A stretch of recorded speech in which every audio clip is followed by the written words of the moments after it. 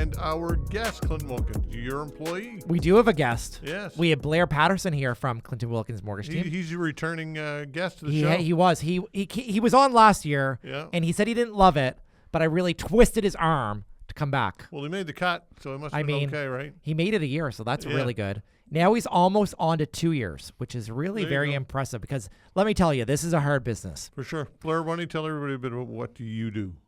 I work for Clinton, and clients will call in, and I help them get a mortgage application started and find them the right mortgage and product. Nice. And over time, do you learn much from Clinton? It's a wealth of knowledge, and over time, I've learned a ton from Clinton. Is he a jerk sometimes in the office? Todd, do you even need to ask? Like, that's just... This guy, no. I'll take that. Just a dream. Just a dream. That's right. So we're doing something a little different, and with the help of our production team, of course, got to give them kudos. 100%. On the street and asking some questions. Let everybody know what we're doing here, Clinton. Yeah, we had our production team down on the waterfront this week asking, I'll say some of our fans, but people knew about our show. They wanted to have questions answered on the radio and here on our podcast. So we're going to play our question. We're going to answer it live on the air. And we're talking all this month about pride and homeownership. So Blair and I can tag team here are some of these questions, and we'll go from there. So why don't we fire up the first question? I would ask them what I need to start doing now in my mid-20s to prepare me for buying a home, let's say in 10 years.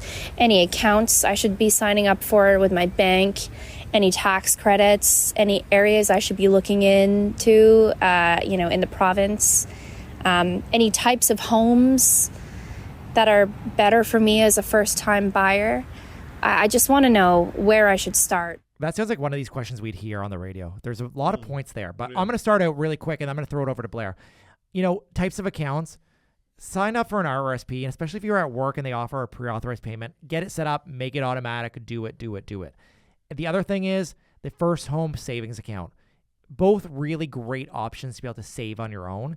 And if you utilize both these accounts to their max, you'll be in a great spot in 10 years to be able to buy a home. And you may even have enough for 20% down. But the one thing that I will say, time is money here. So in 10 years, this property might be worth a lot more. 10 years is a really long run time. Yeah. So I think you really need to think about how can you make this happen in 1 year, 3 years, 5 years, 7 years. 10 years is a long, long time. Blair, what do you think? Yeah, here in Nova Scotia, we have down payment assistance, and you may not actually have to wait that full 10 years to enter the housing market. So that's something to consider. When it comes to the right type of house, I always tell my clients, your first house isn't your last house. Mm-hmm. So buy a condo, buy a semi-detached, get in the market, build up that equity, and get in that inflation lift. I love it. And, I think in terms of interest rates, you're dating the rate. You're marrying the home, but as we know, marriages aren't forever. So get into your starter home, and it's a great way to get into the property ladder. Okay, why don't we hit us with our second question here? And if I could ask a mortgage expert one question, it would be wondering what the price of a mortgage is, because I'm not going to lie, I don't know a thing about mortgages, and I don't even know how much I'd be paying for one if I had one. Oh my God, I love this one. Blair, over to you. Yeah, that's a very broad question. I guess the price of a mortgage, you'd want to make sure your payment kind of lines up with your income. Mm-hmm. And typically that means not more than 39% of your income is going towards your housing. So when it comes to like the price or payment, it's all kind of geared towards your income and affordability. Yeah, and I think the rate's important, but Blair, you kind of hit it on the head.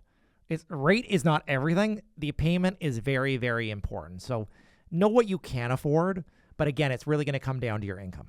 Yeah, and of course, you talk about the dream of home ownership, and there's nothing wrong with somebody starting the conversation, right? Somebody may think, oh, I couldn't qualify for a mortgage, or I don't have enough money, or perhaps they do, or perhaps there are things that you can help them with, right, Blair? Yeah, I find the people that come into the office and they're like, oh, I feel so unprepared, I'm not ready. Those are the ones that are like the most prepared 100%. With the best credit, and you just got to reach out and have that conversation. Yeah, I mean, before we even started our show, I was talking to our production team, and they're getting into checking their credit, which I love. And one of our folks said, what do you think my credit score is? I said, I have no idea, but I bet you it's in the 700s. How about 730? And he's like, 790, and gave me a big high five. Nice. Well, these are great things that we need to do to be prepared to make a big purchase, like buying a home. So when you're investing for a down payment, is it best to put money in monthly, dollar cost averaging, I guess, as opposed to I love a pre-authorized payment. Yeah. I love a pre-authorized payment Yeah. because you know what? Canadians are not good savers. Right. Let's be honest and true. Right. I'm not a great saver myself, but the reason that I have money is because I made it automatic. Yeah. And you know what? It just comes out every week. I have money coming out of my bank account. I put money into my TFSA. I put money into my RRSP. Right. Yeah. And you know what? They're both maxed out. They're both maxed out. I would not have maxed out RRSP and I would not have a maxed out TFSA if I hadn't made it automatic. Because you know what? As much as I'm good at giving advice, sometimes you're not good at taking your own advice. Yeah. But I did it and I made it automatic, which is great. And the dollar cost averaging, that times the market.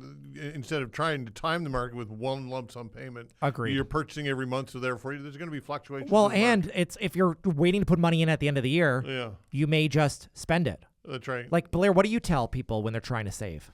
When they're trying to save, I encourage them to do that automatic deposit. I have a saying, people are their habits, and you need to get in the habit of 100%. Putting that money away. You don't want to see it. You don't want to touch it. And whatever's left for you at the end of that is where you're spending money. I think 100%.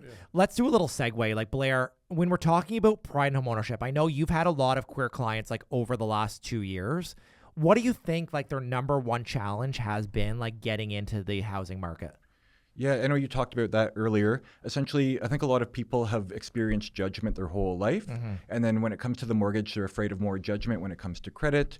They don't want to have to then explain themselves, their situation, their gender, anything like that. It's like I've made a mistake a couple years ago and now that's holding me back. Yeah, exactly. So I think just kind of reaching out and having that trust. And you talked about isolation as well, just kind of, wanting to be out there and, talking to someone and essentially getting the right advice. I'm really surprised that there people still feel these barriers. It's kind of disheartening to me in a way, but it exists. People feel that way. Yeah, for sure. Especially in the trans community, people, they present one way, you pull their credit and their old name comes up. They feel sometimes a lot of embarrassment about that. Yeah. And there really is nothing to be embarrassed about. And, I'm here to help, essentially. Let me tell you, there is some additional documentation that's required. Like, I have trans clients. Like, I have some.